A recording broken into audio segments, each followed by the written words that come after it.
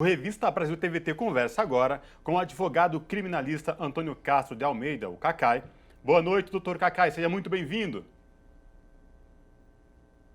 Falando aqui com vocês e com os nossos ouvintes.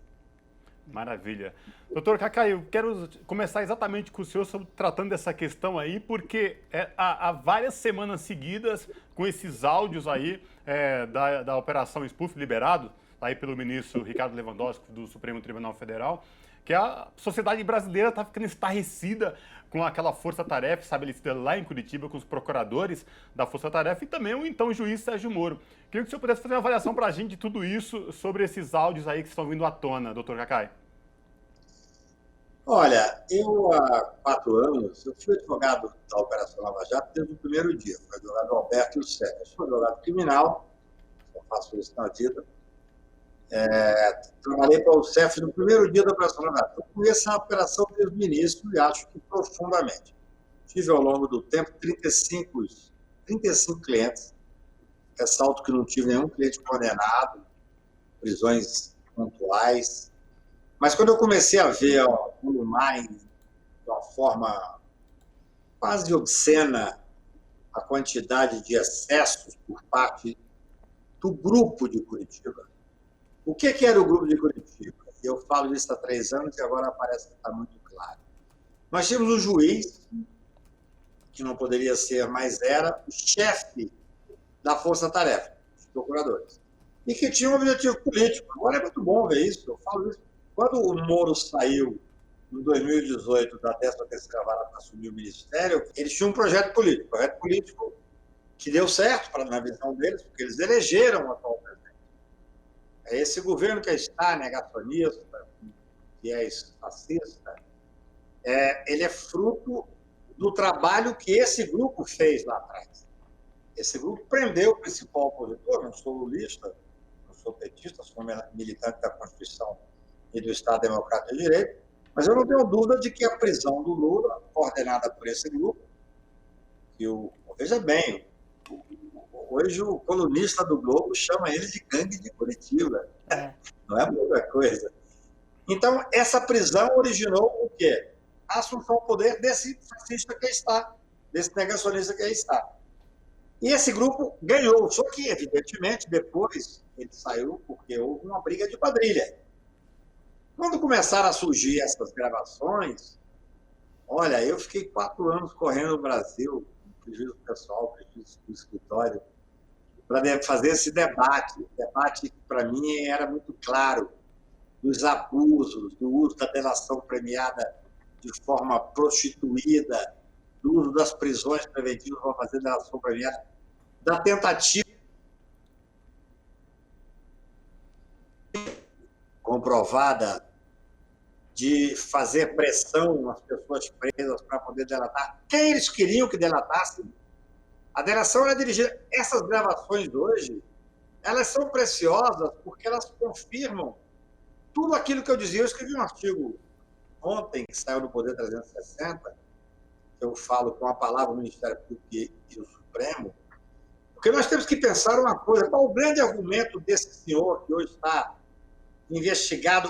Eu até acabei de falar para o Conjuro agora, que esse Moro acostumava achar que tinha jurisdição nacional, descumpria ordens dos tribunais superiores de uma forma atrevida, porque o poder, o Lord Acton, lá em 1800, falava que todo poder corrompe, todo poder absoluto corrompe absolutamente. E eles tinham um poder absoluto, porque, inclusive, tinham um poder da mídia. A grande mídia estava do lado deles. São fraquíssimos, são indigentes intelectuais, mas são detentores de um poder de marketing muito grande da grande imprensa. Essa é a verdade. Nós nos derrotamos em absolutamente tudo. E tem uma coisa: quando o argumento deles é assim, não, mas eu não estava errado porque os tribunais superiores votaram comigo quando tiveram que votar. Isso é falso. Eles são, além disso, pessoas que deturpam a realidade. Os tribunais superiores, vocês não são advogados, é difícil às vezes entender isso. O Supremo Tribunal de Justiça, o Supremo Tribunal Federal, ele age de acordo com a prova que é produzida. O direito tem que partir da boa-fé objetiva. Aquela prova que trazem lá, que agora nós sabemos que era falseada, que era negociada de forma canalha, essa prova chegava aqui e não cabe aos ministros analisar essa prova. Agora, eles estão vendo que talvez tenham sido induzidos em erro. Olha como é grave o que eu estou dizendo. Nós tivemos essa semana o descobrimento de uma coisa, de todas foi que talvez... Tem várias coisas que me causou náusea. A forma com que tratavam o ex-presidente Lula na morte do Arthur, do Neto, a forma jocosa com que tratava a dona Marisa. São pessoas... A direita embrutecida é normalmente inculta e banal. Tem uma poesia que eu amo muito, do Trasíbulo Ferraz, que fala disso, e fala: a vida dá, nega e tira. Quero até pegar, então, um gancho, aproveitar essa quedinha e pegar um gancho na tua fala, porque o senhor escreveu, de fato, eu tive o acesso, né, à coluna excelente no Poder 360, o senhor usa uma expressão, banalização do absurdo, e que me chamou bastante atenção. E aí eu queria saber, né, a gente teve uso político da Operação Lava Jato, vale tudo, inclusive desrespeitar ritos processuais para fabricar provas. Conteúdo imoral dessas mensagens, como o senhor estava explicando, relativo à ex-primeira-dama, também ao netinho do ex-presidente Lula. Quais os maiores absurdos quando o senhor escreveu banalização do absurdo? Qual é esse absurdo? Olha, eu escrevi isso num momento de indignação, quando descobri que uma delegada, que é a delegada preferida desse grupo, resolve, para agradar o grupo. Esse grupo que eu chamo é esse ex-juiz nefasto, inculto, absolutamente político, que instrumentalizou o judiciário. O judiciário não é esse juiz. Esse juiz não representa o judiciário. Eu digo isso há 5 anos. Não digo isso agora, que ele está não só no ostracismo, mas sendo investigado pelo TCU, pelo Ministério Público, e caiu na desgraça dos intelectuais do direito. Não. Mas esse grupo, coordenado por esse juiz, e essa força-tarefa, que era coordenada por ele, eles fizeram muito absurdo, e eu venho discutindo esses absurdos nos últimos anos. Mas agora veio à tona que uma delegada de Polícia Federal, uma senhora responsável pela morte do reitor de Santa Catarina, que fez tantos e tais absurdos que merecia só por isso estar sendo investigada. E foi um suicídio do reitor que foi, no meu ponto de vista, induzido pelos erros, pelas maldades dessa senhora. Agora descobriu-se que ela forjou um documento, forjou um depoimento. Eu tenho 40 anos de advocacia criminal. Eu nunca vi nada parecido. Esse Deltan, que é um homem sem nenhum tipo, ele próprio fala assim: eu já perdi a vergonha na cara. Um homem que começa dizendo que perdeu a vergonha da cara não merece o meu respeito. Nunca teve. Vamos dizer, para ser sincero.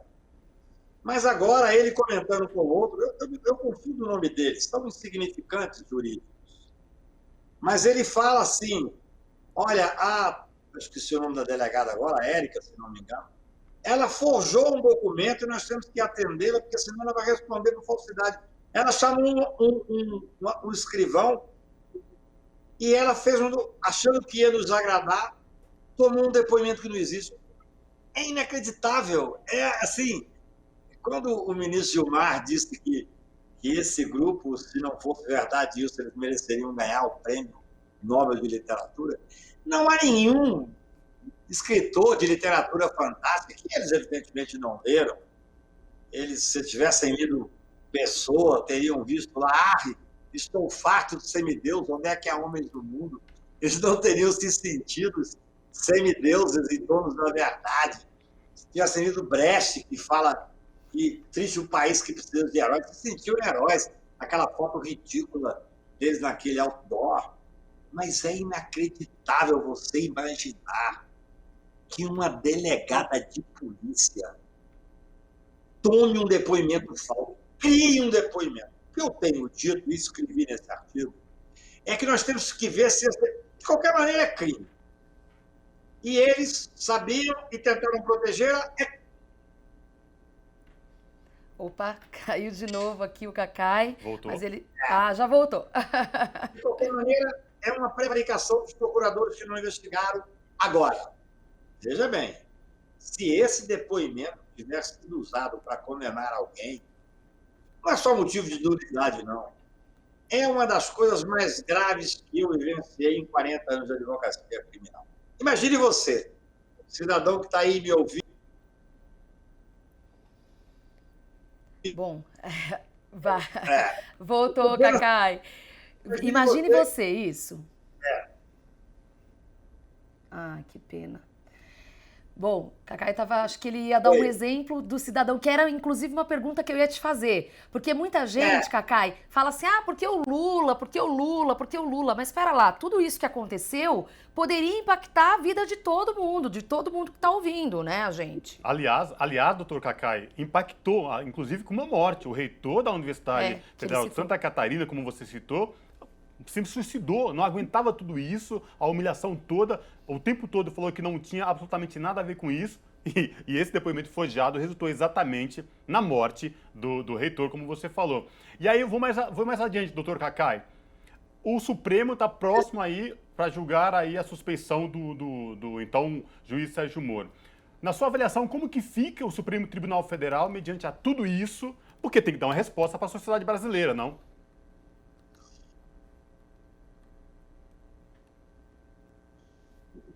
Eu poucas vezes vi um processo tão viciado de nulidade como esse.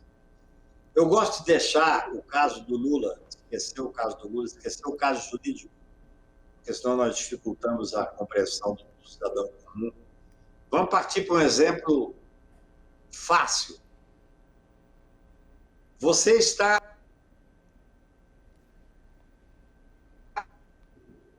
no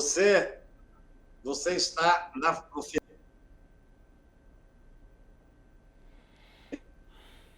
Está me ouvindo ou não? Sim. Voltamos.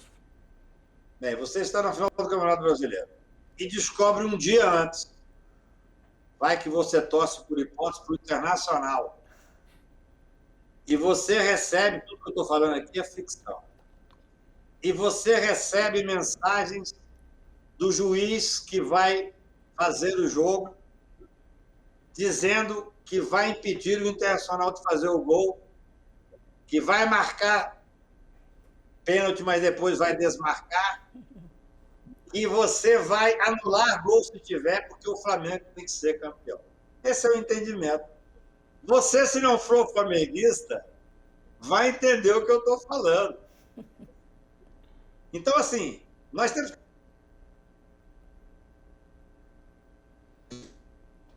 que partir para exemplos clássicos. Você vai disputar a guarda do seu filho e no dia anterior descobre um e-mail em que o juiz combina com a promotora.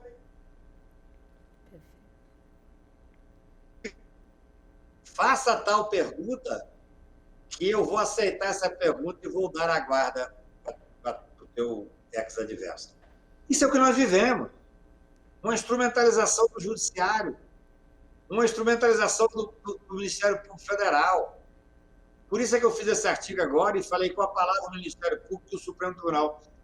Se o Supremo Tribunal, eu sou advogado há 40 anos do Supremo, não quero ter pretensão de dizer como o Supremo vai julgar.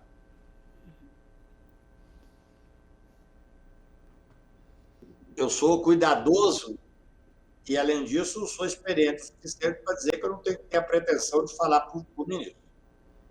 Mas não haverá nenhum professor no Brasil que terá coragem de entrar na sala de aula para falar sobre o Instituto da Suspeição se o Moro não for considerado suspeito. Ele é a essência da suspeita, ele é a parcialidade em pessoa. Esse cidadão usou o Poder Judiciário, esbofeteou os juízes dignos. Olha, tenha certeza, a maioria dos juízes do Brasil afora não significa o que esse cidadão representa. São sérios. Esses procuradores coordenados por ele, não tenho dúvida, são pessoas que se dedicam seriamente. Eu outro dia fiz uma pergunta e agora estou vendo com muita felicidade o Tribunal de Contas investigar, e eles pensam que serão condenados, eles tinham a ousadia de morar durante 3, 4, 5, 6, 7 anos recebendo diária na mesma cidade.